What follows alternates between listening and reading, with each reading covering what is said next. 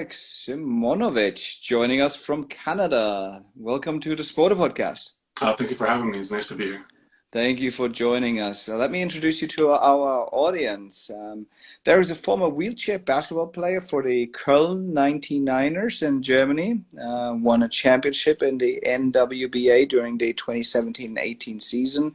Is a star on the Canadian national sitting volleyball team and won a bronze medal in the Pan Am Games in Lima in 2019. So lots of accomplishments here, and I also want to make sure that we mention the Darek's experience store on the SPRTER app, where he's providing a vast range of awesome experiences. Get to know Darek right there on the store. Download the app, check him out. Let's dive into it. How did you get to sport? How did you realize, hey, I can make a career in this, and I want to take this further? Yeah, so for myself, when I was young in elementary school and high school, we all played sports. This is what kind of started my passion. In high school, I played volleyball. I played club. I refereed. I coached my senior team when I was my junior team when I was a senior. So I really had a passion for the sport from a young age. And you get out of high school, life got in the way, and started working on all that stuff. And then back in 2008, I was involved in a motor vehicle accident that, after a lot of years, ended up in an amputation. And in 2011, I was working with a rehab support worker while trying to recover from the injury. And he kind of wanted me to get out and try some more, get back in the community and try some more stuff out. And he introduced me to wheelchair basketball and sitting volleyball. That was back in 2011, and I fell in love with it right away. There was a small group of people that played it here in Toronto. And I started joining the group and practicing with those guys. And then shortly after, we had a tournament out in Omaha in the US. So I was able to go to that. And then the following year, in 2012, in May, I believe it was, I had the opportunity to try out for the national team, and I was lucky enough to be one of the ones that got selected to the team. I've been on the team since 2012. Sorry? It's never luck. Thank you. And I was lucky enough to make the team in 2012, but in 2014, I wasn't able to classify with my current injury. So I kind of stepped aside for a little bit. I ended up going through some medical stuff. I had a knee replacement done, and then when that failed, I elected to do the amputation. And that was in 2015, rejoined the team back in 2015, 2016, and I've been a part of it ever since. We actually just got back from World Championships in Sarajevo a couple weeks ago. Ooh, how was that experience? It was the first time in the 10 years that I've been on the team that we've been a part of the World Championships. So being there alone was amazing for me. Unfortunately, we didn't. Our result wasn't as good as we had hoped for. We were hoping for a top 8 finish, and we came in 11th out of 16. So, I mean, I think it's more those type of aspects are really. I mean, congratulations on even making it there, right? It's like, yeah, we're 11 out of 16. Well, what about all these other hundreds of nations that went there? So yeah, totally. So, yeah, I'm really happy that we got a chance to compete. And, with COVID and everything going those last few years, the competitions have, been few and far between. So it was nice to get out and get to compete again in the sport that I love so much. Even though, the result wasn't quite what we'd hoped for, it was a good experience all around. Okay. And I have so many follow-up questions. Yeah. So that was an awesome introduction of your, hey, how did I get into this, and how did I, as I said, it's never luck when you are competing on a national team level. It's a combination of talent and a lot of really hard work. So now when you, like an injury like yours, is obviously that's very, I mean, I don't even know if I could call it, quote unquote, come back to that and be like, yeah, I'm going to play sport. What is the role of sport in almost overcoming this and in dealing or coping with an injury like that? I think the biggest thing that sport ends up giving you is a community. You're surrounded by individuals that have like goals to yourself, and it allows you to stay motivated a little easier to continue on through the bad days when you don't feel like going to the gym, realizing that like, hey, like my teammates are also in the gym. Like, you're not just doing it for yourself, you're doing it for, for the collective in the end. And, I think that's when you have a physical injury, one of the things that people want to do right away is physical things, right? Like what physical things did I do pre-injury? And sport is usually a big one for a lot of people. And, you see a lot of amputees, like leg amputees, end up going into like the track and field, into specifically like running, because like, oh, I want to be able to run again, all the things that I did before, right? So I feel like sport really contributes to, to the motivation factor, to building that community, and giving someone, for me, it was purpose, and yes, a lot of it has been, me trying to get better and that kind of stuff, but it also allows me to kind of give back to my community as well. Like I do demos and speaking opportunities and that kind of stuff to give people, first of all, exposure about the sport that they maybe not familiar with. And then also like, people that have been in my situation that maybe didn't feel like they had opportunities in the past, spread the word to them, to let them know that like, hey, there is something after injury and you can still have a fulfilling life. I really want to delve further into that in a second, but before we ask that, now when you've been, as you said, many people may not know about the sport. It's not on TV every week, like Monday Night Football or the World Cup, or I know in Canada, in Toronto, you like your basketball, you like your hockey even more. So that type of exposure you don't have. How has the sport, call it, evolved? How has it changed over the last 10 years, or how long you've been in the sport, and where do you see it going? Yeah, so the biggest thing is, just before I started on the team, para volleyball, there were two versions. There was sitting that I play now, and there was also standing, where it's just a regulation game, like 6-on-6 on a regulation height net, and people would just play with their prosthetics on. And I believe it was in 2007, the IPC, or the sports organization, decided that they're going to move it to just the sitting volleyball, thinking that it's more inclusive. Prosthetics are very expensive, and you don't want to have an unfair advantage to one team or another just because they're coming from maybe a more wealthy country, like a first world country. So they decided to go to sitting because, in sitting volleyball, unless you're an arm amputee, most people don't use their prosthetics when they're playing. So it's a lot more inclusive. The net's lower, it's like 1.15 m. The court's smaller. It's, instead of 9x9, it's 6x5. But, we still have 6 players on the court. You still have 3 contacts to put the ball over the net. The major differences are that, when that team is serving, our team's out to block. And that when you make contact with the ball, a part of your torso has to be on the ground. So from your shoulders to your bum has to be on the ground. So that was the major evolution that like the sport kind of took to kind of become more inclusive, was going to the sitting version. And now you see sitting beach coming up and becoming a thing as well. And then there's also like para beach, where like before it's standing beach, still like in a smaller court. I believe it's played 3-on-3 instead of 2-on-2. But the sport continues to grow, and the exposure is there. And like my hope is that eventually we can start a sitting volleyball club program in Canada, where similar to what wheelchair basketball has, where there's clubs that you can go and you train with a couple days a week, and then you have a tournament on weekends, and that season runs for several months. I feel like this is what's kind of missing here in Canada, specifically to help the sport grow and give more exposure to more people and get them all involved.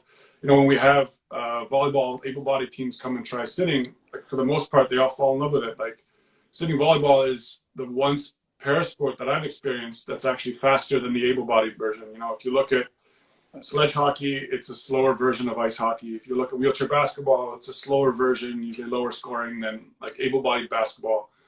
Sitting volleyball, because our net's lower and we're still attacking the ball quite hard, there's a lot less time for everything to happen. So the game just runs at a much faster pace. There's less time for decision making. You just have to be in the right spot to make that play. So when standing players come in and experience it, it lets them have their game slow down when they go back to playing standing, and it's able to develop their skills and hone their skills that much better. So, you know, the evolution of the sport in my mind is going to be, you know, having these clubs set up in the Canadian market, and then, you know, bringing in able-bodied athletes to play as well. So we can just give more exposure, you know, let people know we're out there, and how much fun the sport can be. You know, like our women's program has done really well. Like in World Championships, they came in second. At the last games in Tokyo, they finished in fourth. So, you know, there's a lot more exposure with how well they're doing as well. Like, it's really helping us develop. And I think we need to, you know, take the bull by the horns and make the best of the situation and grow our sport as much as we can. I love that overview. And honestly, preparing for today's session, I had to look up some of the sitting while I'm like, this is really exciting, right there. Like, as you said, this is a really fast game. I'm like, oh, this is not what I immediately like. Oh, sitting well, I could just maybe a bit slower, as you said. Yeah. But the net height, I'm like, damn, there's some really damn fast rallies in there. So I could see that. I mean, obviously, sport is always, in the end of the day, how big you can grow it is how much money can flow into it, and consumers. And the more exciting the sport is, the more you can grow the sport. But I looked at it, I'm like, this is actually really exciting. So I could get behind just watching city volleyball. And so I can see that angle as well, and not just the, oh, you should watch it because it, you know, any able body can play, but it's like, hey, this is everyone can play it, and it's pretty damn exciting. So I can absolutely see that, and that's really cool to see in a sport that's more niche to grow in that area, and we see a lot of that happening now. When you mentioned what you mentioned earlier is that you are,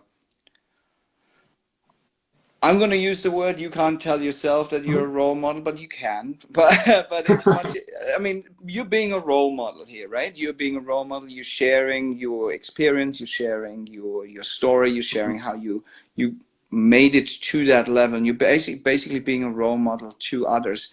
Are there some role models that you have looked up to, and that you've sought some guidance along the way in this area, and how have they impacted you?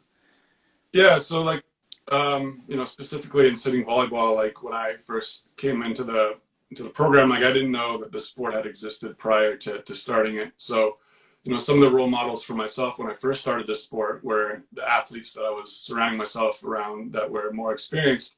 You know, a legend like Larry Hughes, like he really like took me under his wing and tried to help, you know, develop my skill from the get-go. You know, like Doug Leroy, Austin Henchy, these guys are amazing players, and I strive to be, you know, at their level hopefully one day. You know, one of the biggest things that kind of changed the way that I saw things was, you know, in 2016, unfortunately our program didn't quite make it for Rio. And that was when I kind of like shifted to start training wheelchair basketball. And I was lucky. The city I live in is in Toronto, and here in Toronto they had, at the time they called it the Academy, and now it's called the National Training Center. It's a full-time training center for wheelchair basketball.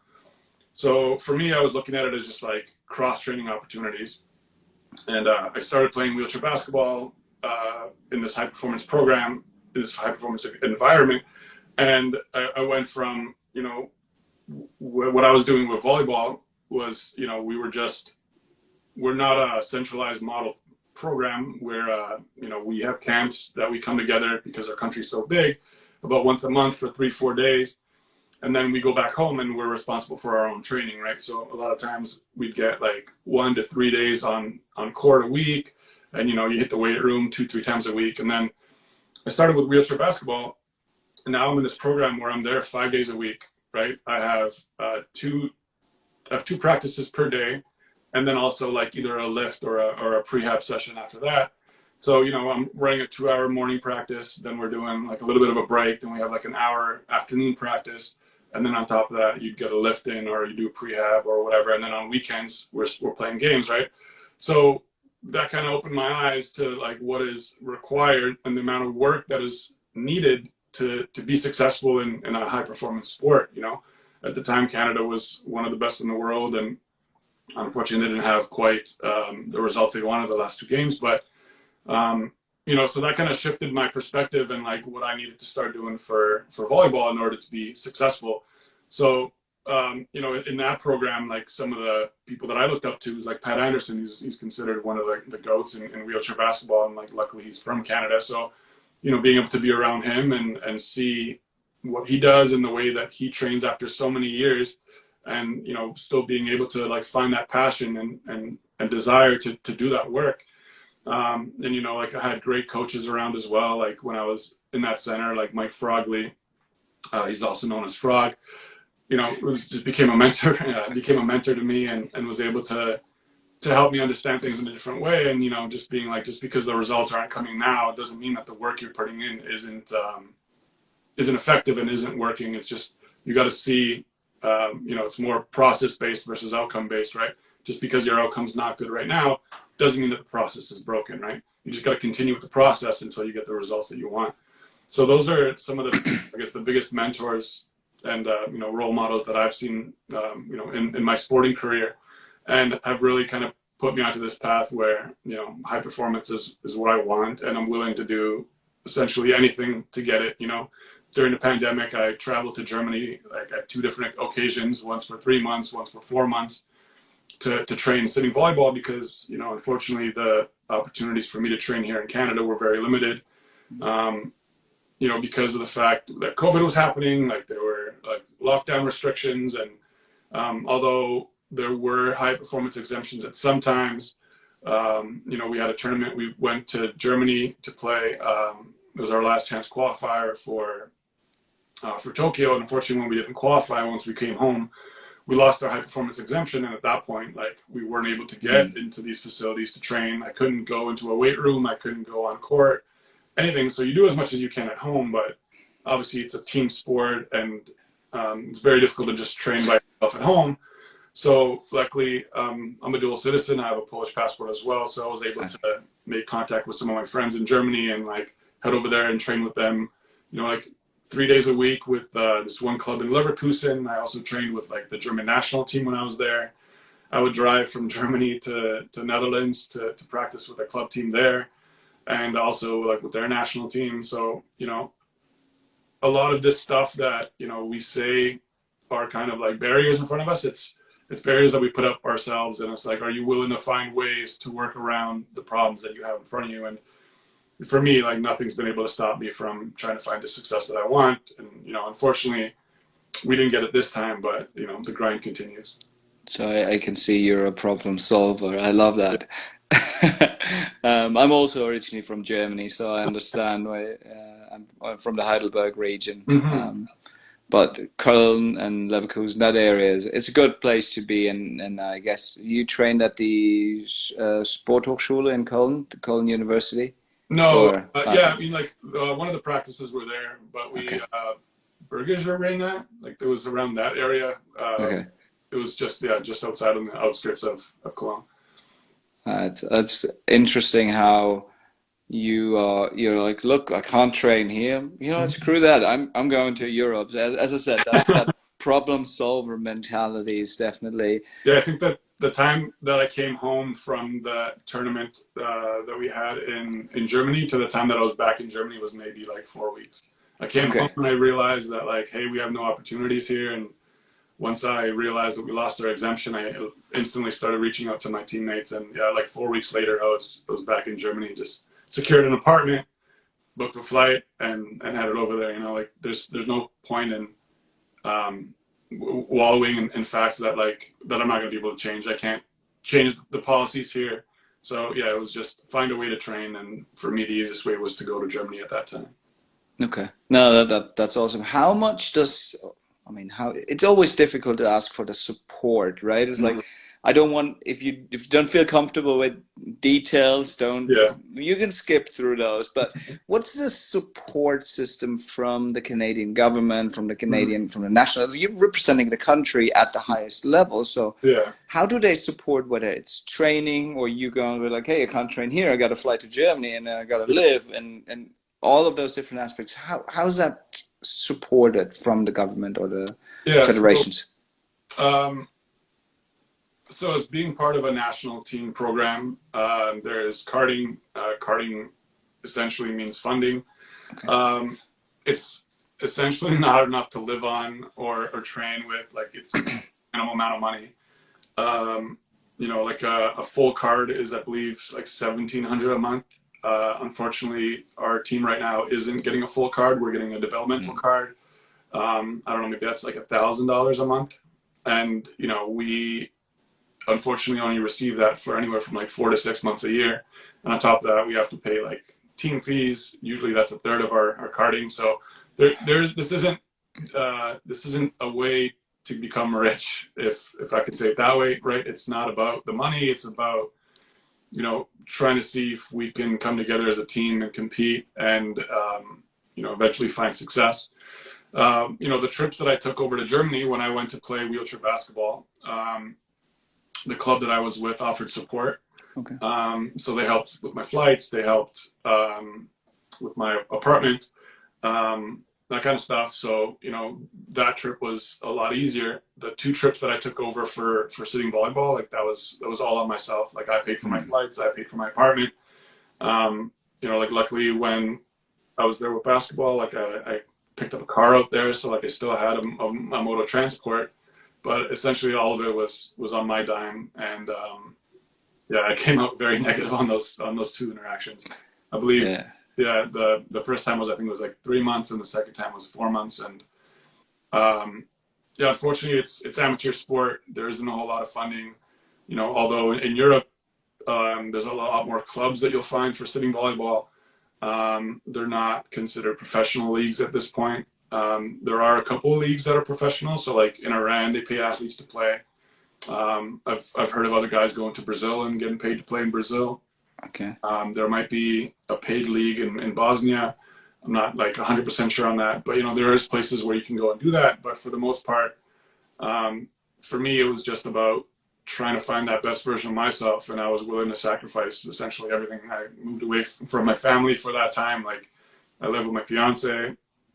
We lived together. I was away from her for like that 3 month period of time at one time, the 4 months the other time.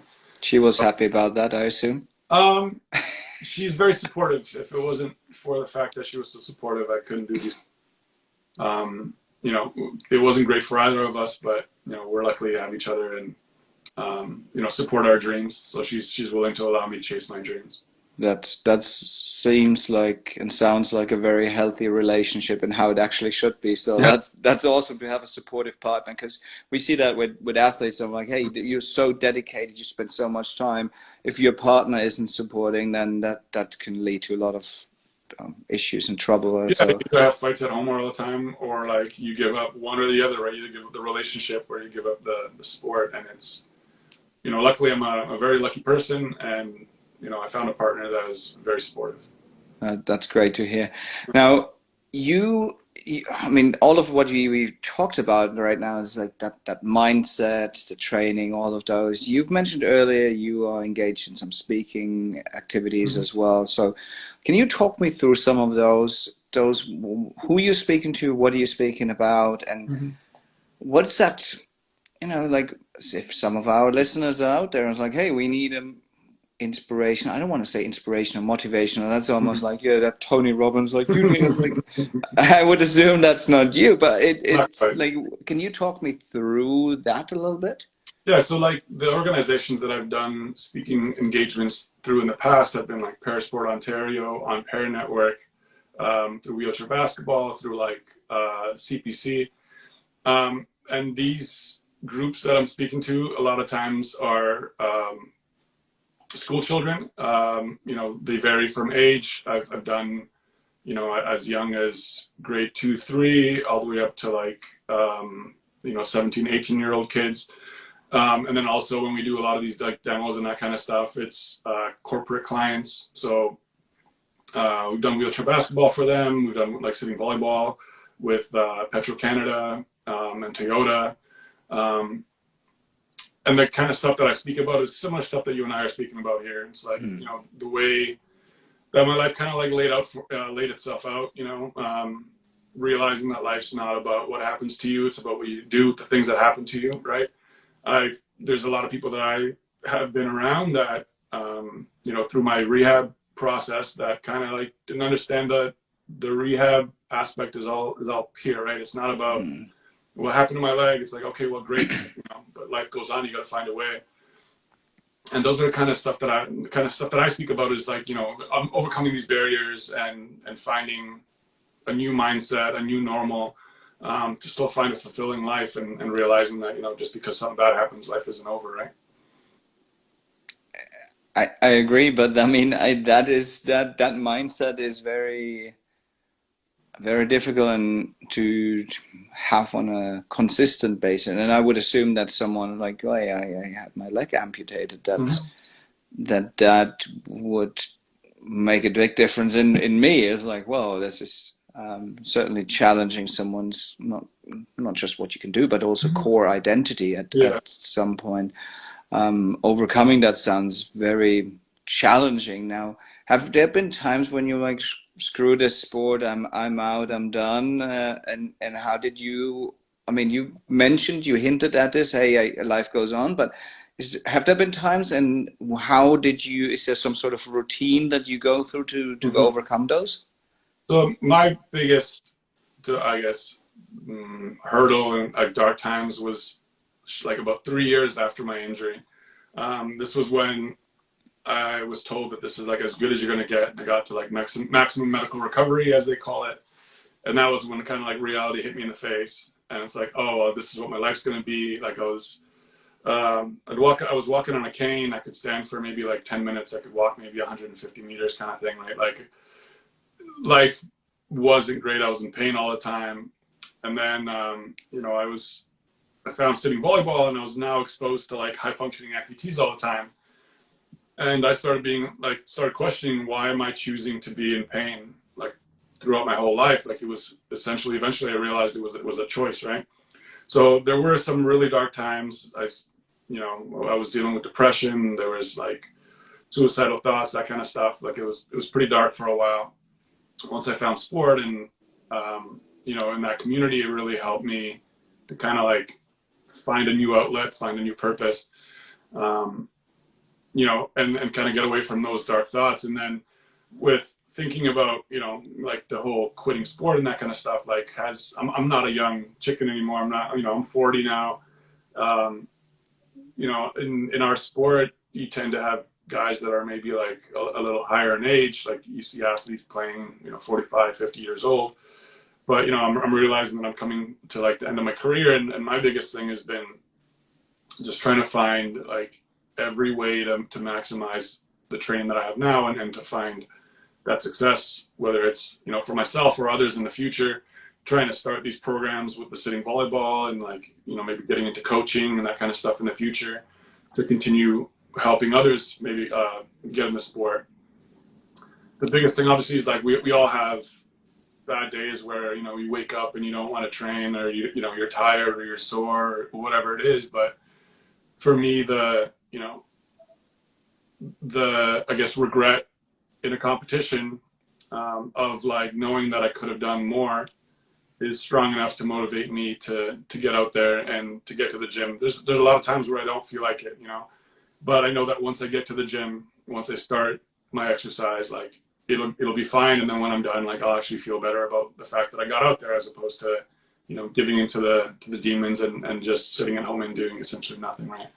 So yeah, I do experience that kind of stuff and the motivation loss, but I have a bigger goal in front of me, and I want to reach it one day. So I'm willing to sacrifice whatever it takes to get there. That's very inspirational. Now, when you talk about that bigger goal, and I want to be cognizant of your time, but what's the future? What's the goal for, I mean, 2022 is almost over. Yeah. What's 2023 looking like for you? And what's the next years in terms of where are we hearing about you? What are we seeing? Yeah, so right now, like I just mentioned, we had World Championships that just came up. So there was a spot for Paris 2024 up for grabs. Iran won that spot. In May of 2023, we're going to have our zonal competition. This will be taking place in Edmonton next year, sorry. And that'll be our opportunity to try to qualify for Paris a second time. I believe there's another tournament, World Cup, in November of 2023. There'll be another spot up for grabs in that event. And then there should be like a last chance qualifying tournament. And hopefully you'll see us in Paris in 2024 competing for a medal at the Paralympics. Like that's the goal. That's, you know, want to be able to walk on that big stage in front of that crowd and just wave and just know that this was what all that work was for. Well, I really hope you can reach that goal. Since, as you said, this is the big goal, but it seems like there's a whole bunch of big goals along the way towards that big goal. So, lots of success in pursuing those dreams. All the best from us. Thank you so much for having us. Before I let you go, I want to finish with one question that I ask everyone. What's your recommendation for the next generation? To realize, like the statement I said earlier, life is 90%, life is 10% what happens to you, 90% what you do with what happens to you. You know, whatever goals and dreams you have, if you decide that you're going to work hard enough, you can attain them. That's a very strong statement. Thank you so much for joining us. Everyone who is intrigued, I'm certainly intrigued. I want to learn more. Anyone interested in connecting with Darek, make sure to check him out on the SPRTER app, follow him along on all of the socials, and check out his experience store on the app, and connect with him and learn from him, and yeah, follow along. This is awesome. Very inspirational. Thank you so much for joining us, Darek. Thank you so much for your time. Have a great day. Thanks. Bye. Bye.